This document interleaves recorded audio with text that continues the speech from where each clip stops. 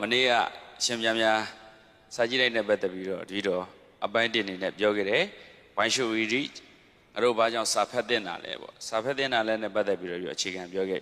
အဲစာပေကြောင့်ဒီလိုနည်းနည်းလေးပြောကြအောင်စာပေကြောင့်ပြောတော့မှာဆိုတော့ဖတ်ကြည့်ပါအောင်ခေါင်းစဉ်လေးရပါတယ်လေစာပေအစသင်္ကေတသင်္ကေတဝဆနံတစ္ဆံသင်္ကေတတွေကမမှန်ဘူးလားဗျာသမုဒိနယ်ပယ်မှာတော့မှန်တယ်ဗောဗျာအကုန်လုံးကတကဘာလုံးကသင်္ကေတပဲရှိစသချင်းတော့သင်္ကေတကိုမရှိဘူးဒီလိုလူတွေရဲ့အစတော့စကားမပြောကြဘူးအမှုအရာတွေနဲ့ပဲဒီလိုပြောကြရင်ပေါ့နောက်ကြမှာ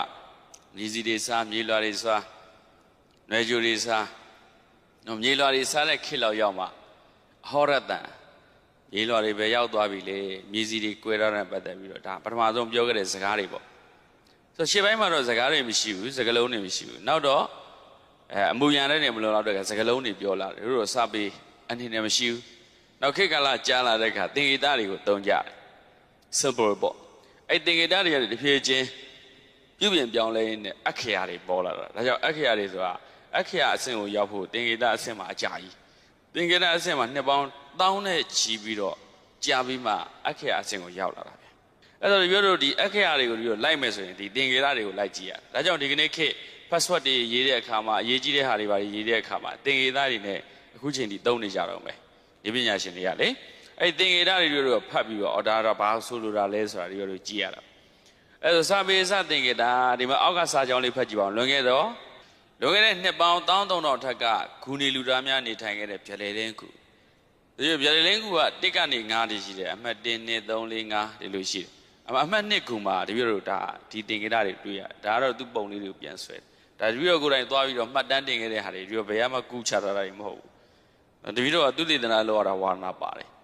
တော့ပြည်တွင်းမှာဖြစ်စီပြည်ပဖြစ်စီအဲ့သူတည်တနာလုံးလို့ရမယ့်နေရာတွေဆိုရင်ပြီးတော့အချိန်ပေးပြီးတော့လေ့လာဒီလိုနိုင်ငံမှာဒီဂူအောင်လူသားဂူနေလူသားဆိုပြီးရှိတယ်တပည့်တော့အရင်တော့စဉ်းစားတာပေါ့စီစဉ်မှာဒီမှာဒီပြီးတော့လည်းအားလက်ချိန်လိုချင်တာပဲအားလက်ချိန်မြန်ရရင်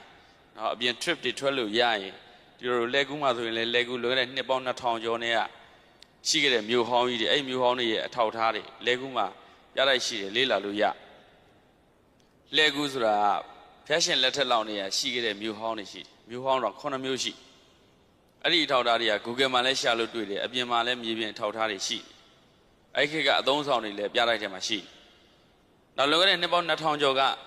ဖျားရုပ်ပွားတော့ကျေးစင်းတူတော်ပေါ့ဒါတော်ဆိုးတယ်မြန်မာပြည်ကလွန်ခဲ့တဲ့နှစ်ပေါင်း2000ကျော်နဲ့ကရုပ်ပွားစင်းတူတော်တွေကိုကိုးကွယ်နေတယ်ဆိုတဲ့အထောက်ထားလက်ကူမှာရှိတယ်